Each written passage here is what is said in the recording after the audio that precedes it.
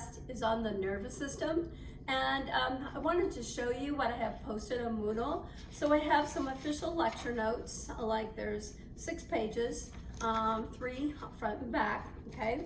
And then we do have official color pictures of the organs that I'll be discussing and drawing for you, all right? So those are on there like they were for the other systems. Then there's a nice color brain right here, and only the parts that are labeled on here are the ones that you're going to have to know, okay? Also in the back, there's one you can, a black and white diagram you can label, and I think Tim will have that in his SI part.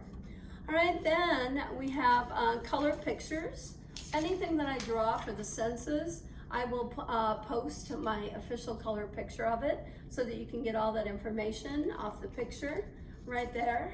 And so the eyes and the ears, and so I'll have all those underneath my lecture podcast so that you can see those drawings. And then the last thing students like is my breakdown of the different nervous systems, because yes, we do have a central nervous system, but we also have a peripheral nervous system. And so then it sort of breaks down and shows you by colors how each one breaks down, and it makes it a little bit easier to learn than just reading it off of your notes sheet, okay? All right, so I am going to start with the primary organs in the nervous system first, all right? And so I have some on the board here, and remember, primary organs, these are the organs that do the major functions for the system, and so here we go. So the first organ in the nervous system is the brain, okay? And so what does it do? Well, these are the big 4 things, and so I just sort of generalize them and put them together. It's the master controller of the body for homeostasis. It maintains homeostasis in the body by controlling every organ that's underneath it. All right, what else does it do? It produces and stores memory, and memory is actually made out of protein right here. And so if you eat a lot of protein, that's good for storing memory, making memory. Another thing the brain does is the amount of memory it stores produces your IQ, your intelligence level, and also the amount of memory you store also helps produce your personality, right?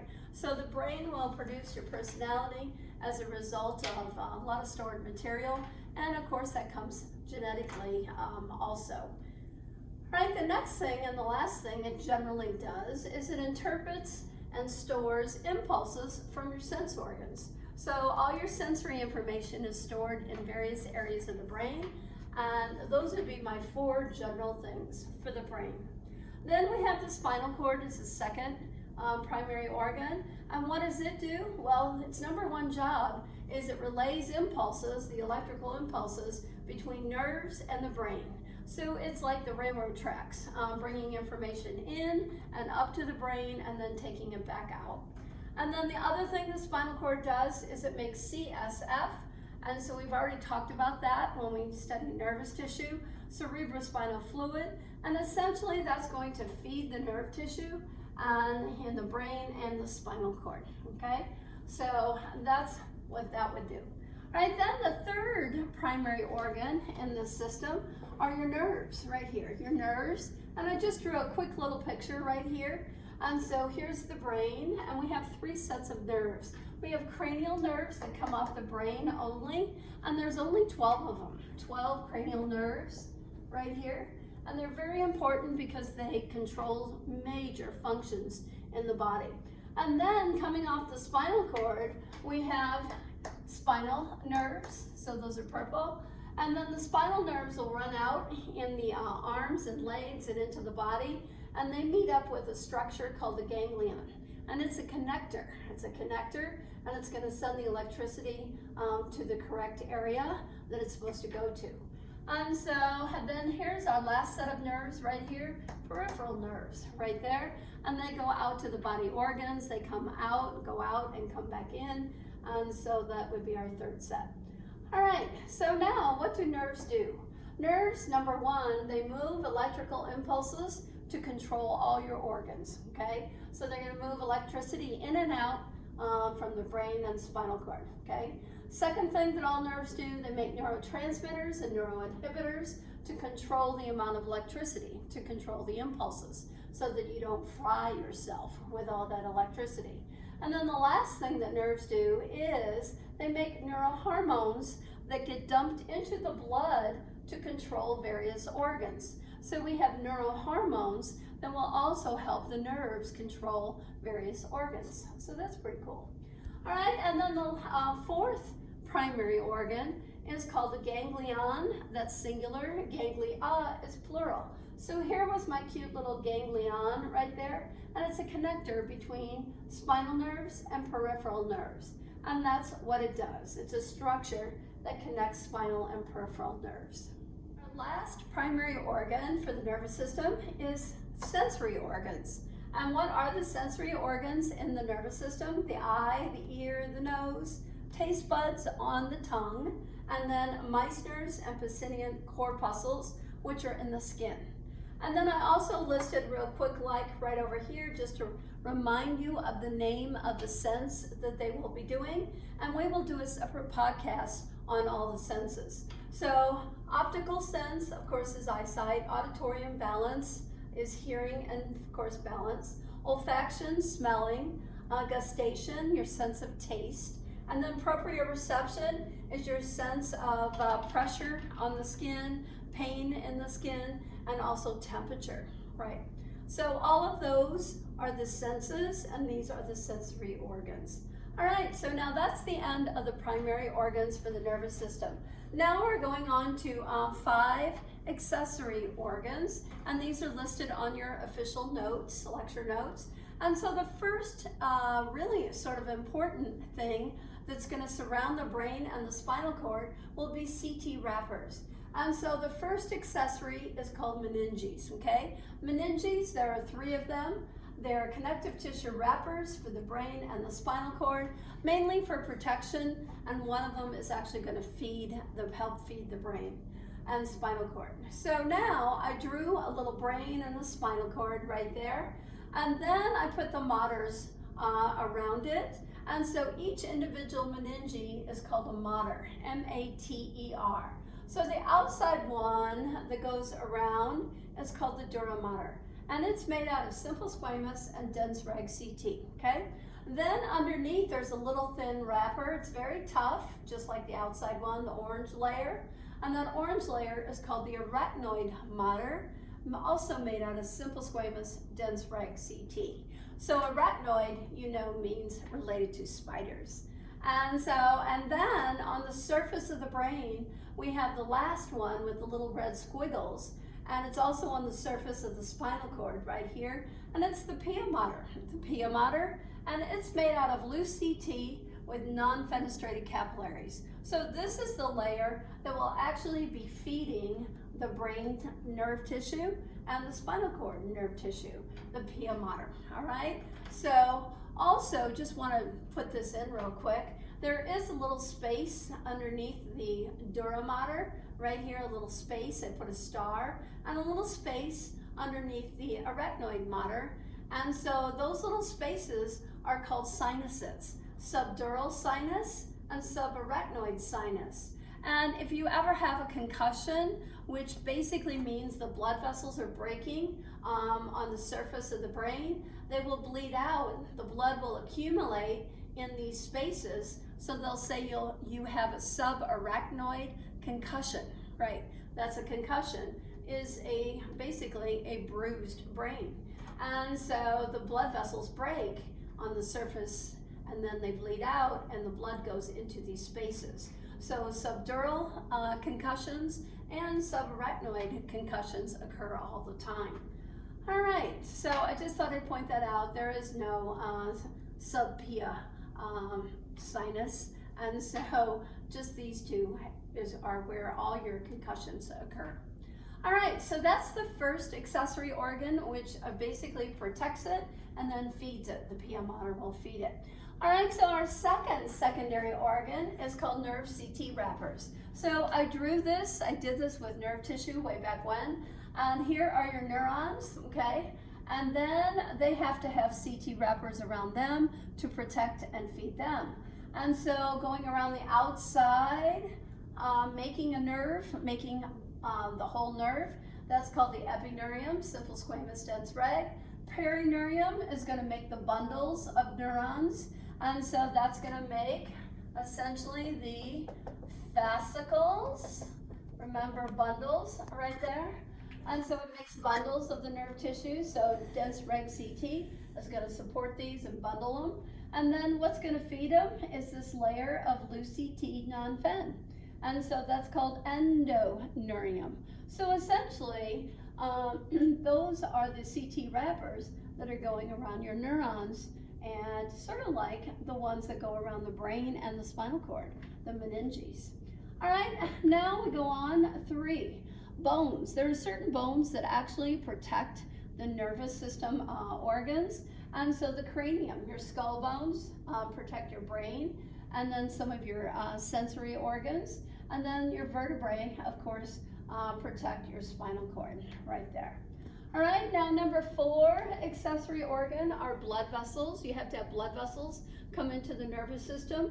And so the arteries are going to carry oxygen, food, and hormones for your neurons. And then the veins will be taking away from your neurons the CO2, the waste, and also some hormones. And then the last thing that helps support the brain is called the pituitary gland. The pituitary gland is actually an endocrine organ, and it makes 75 different hormones. It makes the most hormones of any organ in the human body. And so the pituitary gland's nickname is master gland right here. The master gland, because it makes all these 75 hormones, and it helps the brain control body functions, okay? These 75 hormones are going to help control all the organs also. So the brain is number 1 in command for maintaining homeostasis, and number 2 in command is the pituitary gland with its hormones to maintain homeostasis in the human body. Now we're going to go over the general organization of the nervous system, which is on page 5 of your lecture notes. Also, you may have this sheet that we gave out in lecture, which basically is the same thing I have on the board, but I'll also include it on Moodle. All right, so general organization. So the nervous system, you have a CNS and you have a PNS over here. Central nervous system means only the brain and the spinal cord are the 2 organs in the central nervous system. The brain is the master controller. The spinal cord runs the electricity in and out and up to the brain. All right, the peripheral nervous system includes your nerves and ganglia only, okay? And so your nerves, we have 3 specific kinds. We have cranial that come off the brain, spinal that come off the spinal cord, and peripheral that are going to hook to the spinal nerves and basically then control organs. All right, now we can also classify all these nerves basically in a little schematic. And so here's how we classify nerves. So all your nerves are either going to be sensory or motor. And so sensory, another name for sensory nerves is afferent. Another name for motor nerves is efferent. And so why do we use these 2 words? Well, sensory means that basically it senses something in the organ. So it's like a thermometer, checking to make sure the organ is working correctly. And then motor means to move electricity and bring about a reaction, right? So based on the nerve function is how we get these 2 terms. And then also if the nerve goes into and out of the organ. So basically that's where we use afferent and efferent, whether it goes in or out. And so remember, efferent basically can mean exit. Sometimes some people remember that. E means exiting, like exiting the spinal cord, right? So it's going out to bring about change in an organ. Afferents will go into the spinal cord to bring the information up so it can be assessed. All right, now sensory and motor nerves subdivide into somatic nerves and autonomic nerves, okay? Somatic and autonomic nerves. So somatic nerves are called voluntary. These are the ones that control the skeletal muscles. Most skeletal muscles, not all skeletal muscles, are voluntary. You don't control them. but a lot of them are. So your skeletal muscles, definitely, most of them, 90% are voluntary. And so what part of the brain is going to send the electricity to these skeletal muscles? Well, the cerebrum, the forebrain, and then the hindbrain, the cerebellum. So voluntary control is for somatic nerves. Then we have autonomic nerves, and autonomic sounds like automatic. It is, it's like on autopilot, okay? So autonomic means involuntary control. You have no control over it. It's done totally for you. What part of the brain does this? It's called the pons and the medulla oblongata. And so these two organs are part of the midbrain of the brain itself. So the midbrain, right there, that's where you find the pons and the medulla oblongata. So its nickname is sort of brainstem, right there, the brainstem for these two organs. So that's going to be your auto control for involuntary nerves, okay? Now the involuntary nerves subdivide, and we've got two kinds. Ones that will speed up a reaction and ones that will slow down a reaction inside the organs. And so these subdivide into sympathetic, which means speed up reactions, sympathetic, and parasympathetic means to slow them down.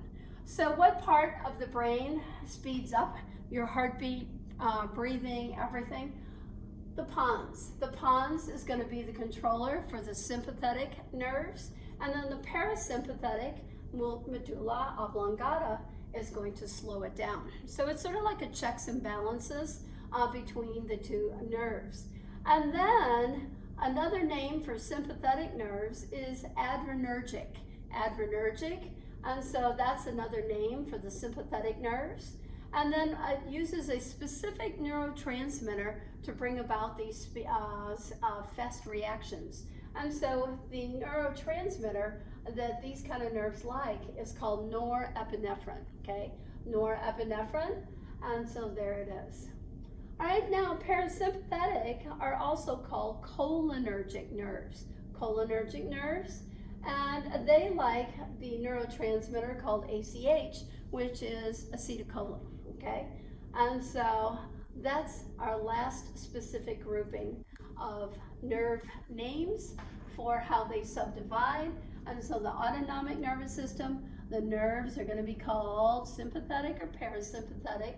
And then specifically, they're calling the sympathetic, even more specific, adrenergic, and then the para is cholinergic nerves, based on their neurotransmitters that they like.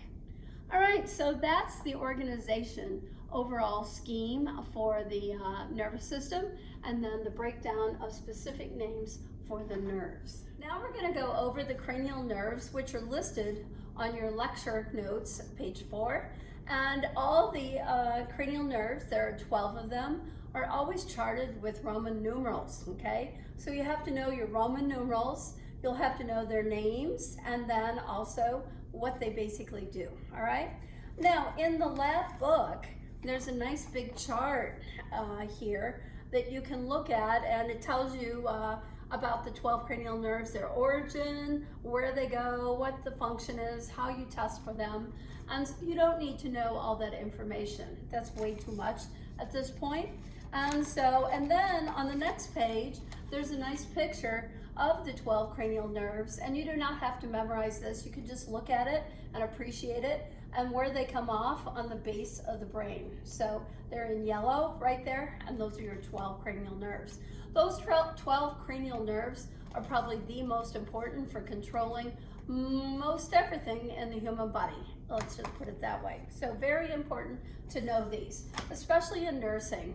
They talk about cranial nerves all the time, and so they definitely need to memorize these and know their name and number, at least their name and then also their functions. So I'm going to go over on the board. I have them listed, and then we're going to go over these. I'll pronounce them for you. And on Google, you can actually Google some mnemonics to help you learn all of these in order. And so I have one that somebody made up last semester, or they found it on Google probably, but I think it's better than the one that's in our book that really makes no sense. This one is much easier. It says, on occasion, our trusty truck acts funny, a good vehicle anyhow. And so the first letter is one of these cranial nerves, of course. And so now let's go through these and then I'll explain them to you a little bit. And some of them are really easy to figure out what they're going to do. So the number one cranial nerve is olfactory, and it goes, of course, to your nose to help you smell. Number two is the optic nerve, which is responsible for vision, right? The optic nerve actually makes your retina inside your eye, if you know what that is. All right, number three is oculomotor. And so when you say the term motor, motor always means what? Movement. And so eye muscles. This nerve runs your eye muscles. So there's going to be three cranial nerves for just your eye muscles. That's how important it is because of your eye movements, different eye movements. Then we go to number four here, trochlear. Trochlear is how you pronounce it for eye muscles, okay? And then number five is a big one, trigeminal. And so where does it send off its branches? To the taste buds, to the teeth, and to your skin, your Pacinian and Meissner's corpuscles. And then number six is abducens, eye muscles again, okay? Then we go up to number seven, which is the facial. And the facial does facial expressions. It also goes to your taste buds. It goes to your salivary glands and to your teeth. So the facial has lots of subdivisions coming off of it. And then number eight is called the auditory nerve or vestibulocochlear nerve. And so auditory is acceptable, absolutely, number seven. And so what does it do? It's responsible for hearing and your sense of balance. Then we go to number nine right here, glossopharyngeal. And so glosso generally has something to do with tongue because that's the name of, glosso is the name of the tongue muscle. And so, right there, glosso. And so glossopharyngeal. Pharyngeal means throat, your throat. And so what does this number nine do? It does taste buds on the tongue. And then it also sends branches to the carotid artery, which goes up to your brain. And so it sends sensors, nerves into the walls of these big arteries that actually can monitor how much blood pressure you have there in case it gets too high. So that is the glossopharyngeal nerve. Then we go to number 10, which is the vagus, and the vagus is huge. Notice it's not spelled like Las Vegas with an E, but with an A. And so it controls all your thoracic and abdominal organs. That's a huge one right here, the vagus nerve. That's lucky number 10. And then number 11 is the accessory. And the accessory, when you accessorize, you can wear things around your neck.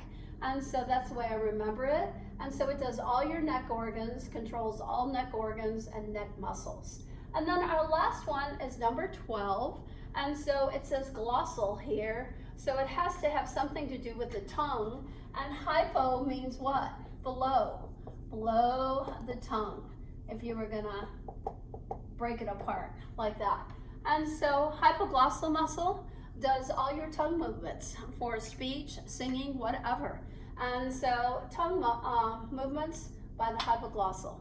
So those are your 12 cranial nerves that you basically have to know the Roman numeral, the official name of it, and basically what it does.